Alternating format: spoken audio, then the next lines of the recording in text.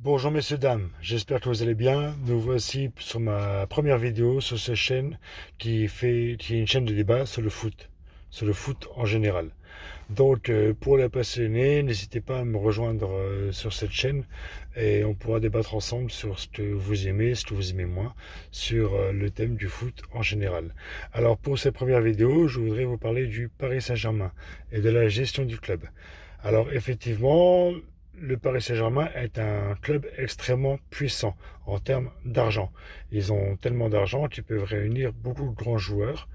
En tout cas, ceux qui veulent venir au Paris Saint-Germain peuvent signer pour un gros chèque et pour un gros salaire.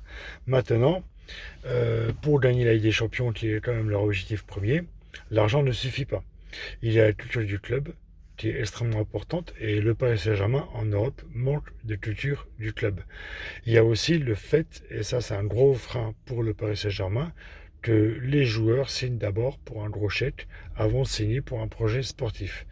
Et le problème, c'est que pour gagner des champions, il faut avoir envie. Il y a des joueurs qui sont extrêmement motivés, comme Kylian Mbappé en premier lieu. Malheureusement, vous avez des joueurs comme Neymar qui préfèrent aller au Carnaval de Rio, par exemple, que de s'entraîner ou autre.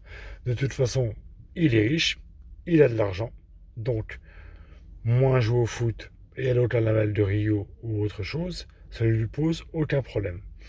Donc, ce qu'il faut souhaiter pour le Paris Saint-Germain, s'ils veulent gagner des titres, c'est avoir des joueurs qui ont envie.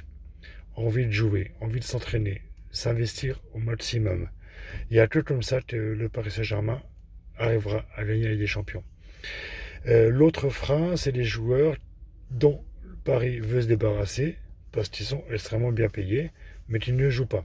Style Paredes ou Icardi, par exemple. Et ben là aussi, il y a un gros frein. C'est-à-dire que les joueurs-là, ils ont un tel salaire qu'ils ne retrouveront pas ailleurs. Donc, même si Paris souhaite les mettre sur le marché, ils ne partiront pas. Un mec comme Icardi qui gagne 10 millions par an, s'il part ailleurs, il ne gagnera pas 10 millions par an. Car personne ne voudra le payer un tel salaire. Donc, du coup, bah, à moins de baisser son salaire de manière drastique, Icardi ne partira pas. Il ira au bout de son contrat et après il ira voir ailleurs pour un salaire moindre. Mais là, faut pas rêver, hein. Il lui reste 2 ans de contrat, le mec, avec 2 ans de contrat, bah, il va rester à Paris, hein. 10 millions par an, qui va cracher sur 20 millions? Personne. Ni vous ni moi, donc lui encore moins. Il a beau être riche, il tient à rester riche. Paredes, c'est la même chose, et d'autres joueurs. Donc, moi, je vois pas de solution pour Paris. Ils vont les garder jusqu'à la fin de leur contrat, ils vont les payer grassement. Kurzawa, c'est la même chose, et d'autres joueurs. Et après, une fois qu'ils seront en fin de contrat, ils partiront ailleurs et ils toucheront moins d'argent. Donc, ce que je souhaite pour Paris, s'ils arrivent à appliquer ces politiques-là, c'est de moins payer les joueurs, quoi. D'avoir des contrats un peu plus logiques en fonction de la qualité de leurs joueurs, quoi. Mais les surpayer comme ça, c'est pas la solution. Ça, c'est clair et net. Donc voilà. Donc Paris a ces deux gros freins dont ils ne peuvent pas encore évoluer. Eh bien écoutez, je vous invite à débattre de ça déjà. Je mettrai d'autres vidéos sur cette chaîne.